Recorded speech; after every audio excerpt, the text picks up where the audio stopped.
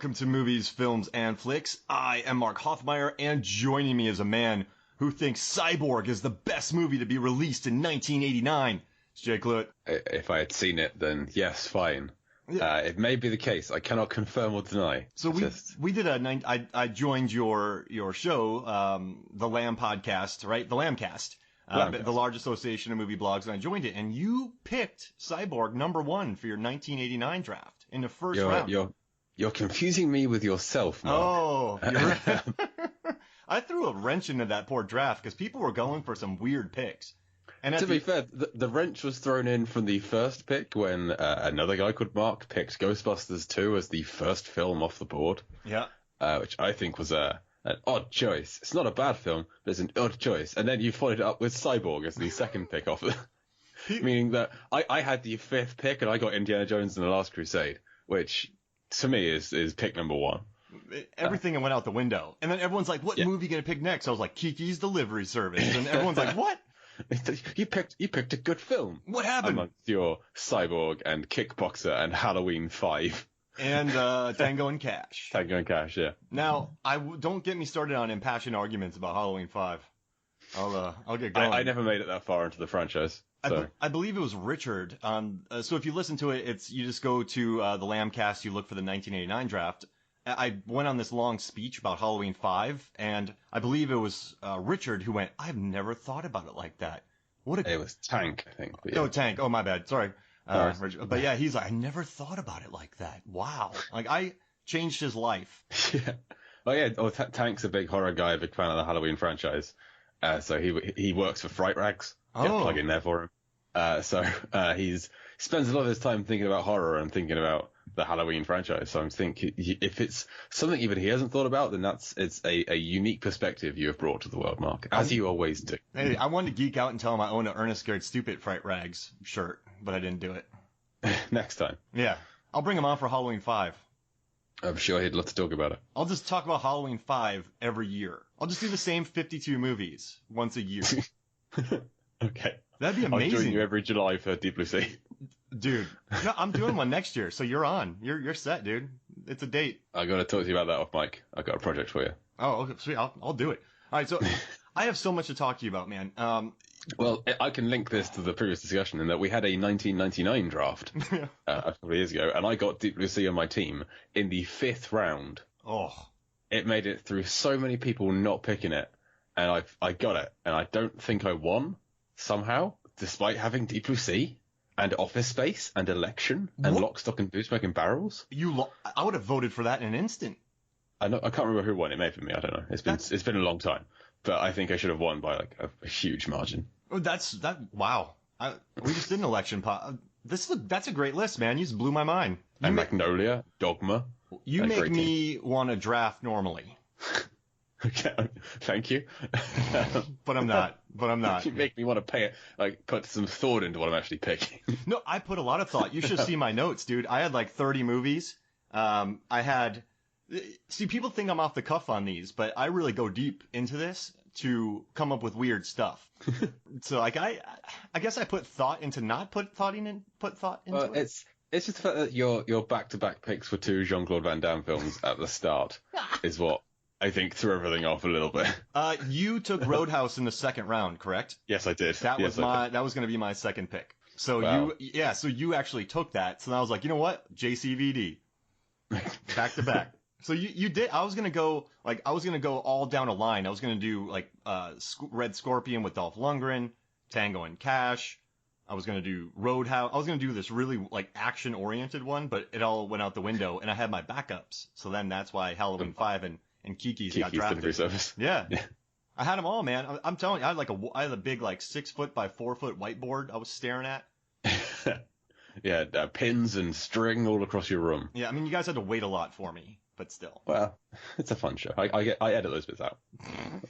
All right, so I got a lot to talk to you about. Do you know the comedian Mitch Hedberg? Yes. So you know that bit when he says, like, I hold the microphone string together, and then when I drop it, a lot comes out. Many jokes come out at once. Yeah. Yeah, that's what I got for this movie. Because at the time of when this comes out on the 28th, you'll see 2 articles on Movies, Films, and Flicks, an article on Rotten Tomatoes, and I don't know. I might write more. I'm crazy. So a bunch of stuff is going to come out, but I know this movie. I know everything I know things about this movie the director doesn't know about it. I'm pretty sure. It's been I think Renny Harlin's had a tough life at times, so I'd be surprised if he remembers everything he's ever done. I tell you what, though, I love listening to this commentary on this, and Sam Jackson's on it, and Sam Jackson's just making fun of Michael Rappaport the whole time. And Sam Jackson said he just took it. Yeah. No, he's like, Michael has no idea what's going on. He's like, he's just staring at a screen. He's like, people are talking smart, and he's pretending like he understands, but he has no clue. And then he talked about playing golf, and he said that there was a lot of accident, like Renny Harlin just put his actors through it.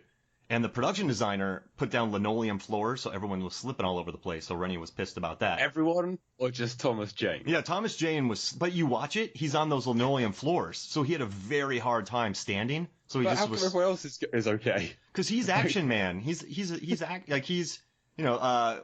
Let's see. Sam Jackson was calling him like Captain Tom or something like that. And I read a review where someone called him a bionic stud muffin. Not going to disagree. But all right, the beginning of this movie, I always hated it. What do you think about the beginning of Deep Blue Sea? Well, when they the boat that gets attacked. Yeah, the bikini-clad appetizers.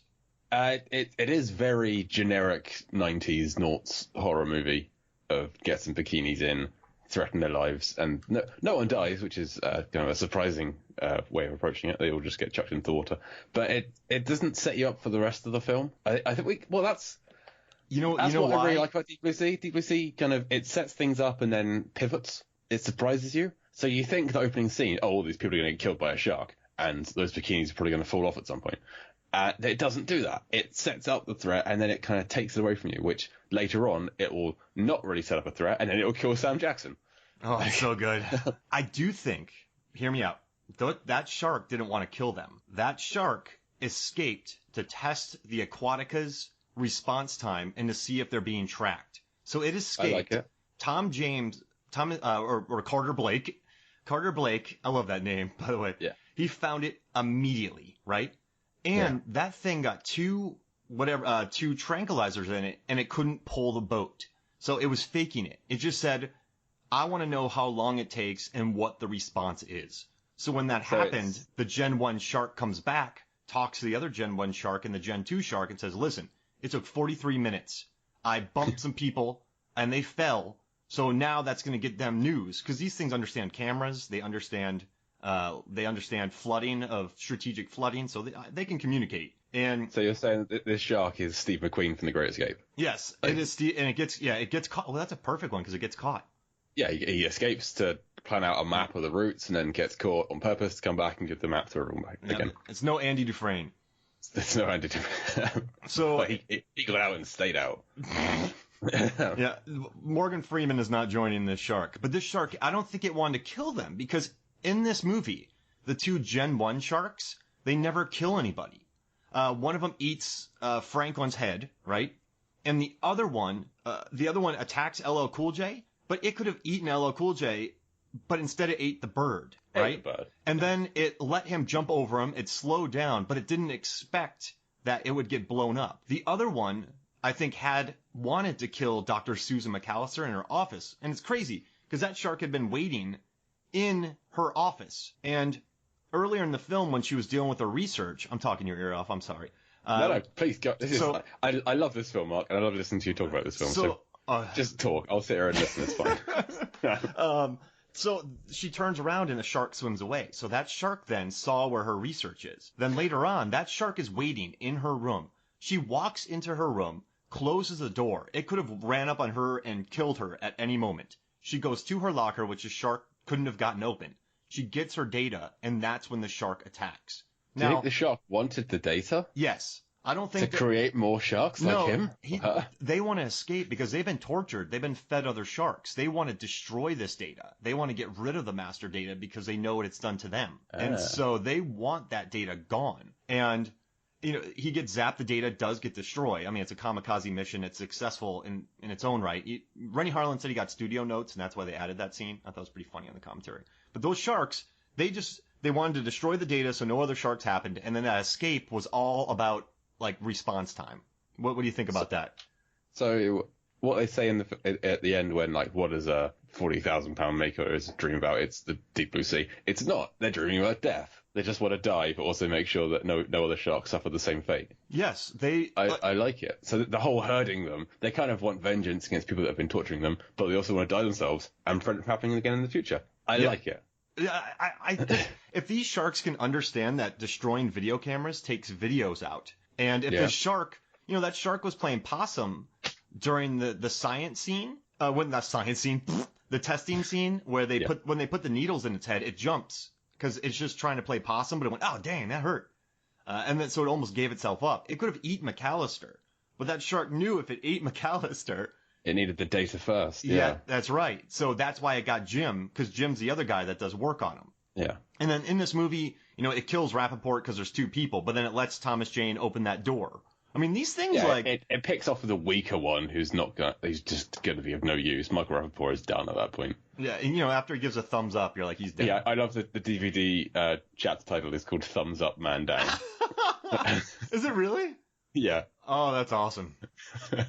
So, I mean, this plan, what do you think? Does that kind of make sense? I broke down the entire. This is gonna sound insane. That last year in 2017, I figured out how far the shark traveled with Jim Whitlock in its mouth. Yep, I've seen this post. Yeah, and so I figured that out, but I just figured out how and when and why Samuel L. Jackson's character is eaten. I did all the data on it to figure out the shark meant to get them down into that wet entry because it knew that all that water would come up through it. And if they swam out, they wouldn't have flooded the facility anymore. So it sat there waiting to make sure that they opened up that door and depressurized the elevator shaft. They would need to sink the facility down so he over the fence. So he's kind of like, you dummies, don't come in here. And I broke down the scene where Sam Jackson starts monologuing, right? Because everyone's infighting.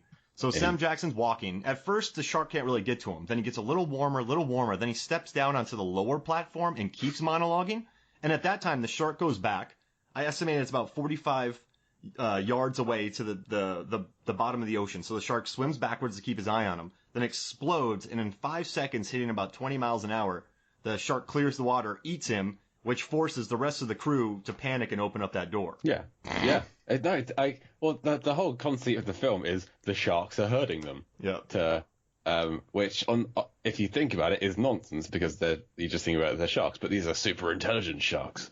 So how much do they really know? We have no idea. They can't communicate with us, but they can recognize guns. They can swim backwards. They can't open a locker. We've realized their limits of their abilities. They can't operate a number lock. Yeah. But yeah, I like this theory, Mark. It's kind of taking the intelligence and going even further. I mean, this is like a Kaiser Soze-esque plan. Yeah, they just want to see like a preacher dropping a coffee mug at the end of the film. And shattering and just looking around. And then, I don't know, like, this movie, I guess so many people have, compared it to Jaws, which... Because it's got sharks in it. Yeah, exactly. I know they find the license plate. End of comparison. And then Renny Harlin, that the deaths match the Jaws deaths, right? Yeah, how the first one gets blown up, second one gets electrocuted, and the third one gets blown up. Yeah. Just like in this one. And then so Harlan planned on that. He made the animatronic shark that's like 8,000 pounds, has a Thor's 1,000 horsepower engine, and can swim 30 miles an hour in a remote control car. This guy Walt Conti made it, who also did Anaconda. So the guy has insane experience with animatronics. They use like NASA and Boeing-esque technology for it. There's a film we should cover. Next one. Let's do it. Yeah. After Swim Fan, we'll just do we'll do a waterlogged trilogy. Water horror. What do you think? Yeah. We make it a quartet and chuck Waterworld on the end. Actually, don't. Okay, I don't think I could deal with that. No, a whole hour talking about the jet ski scene at the end. Oh my gosh. Which I love. But why don't those giant sea monsters eat the jet skiers? How Kevin Costner just hands a rope to somebody, a rope, not a bungee. He's in a helicopter or a balloon or something. He hands a rope and said, "Tie this on." Jumps off the side of whatever it is he's on. So that person then is tied on. He plummets.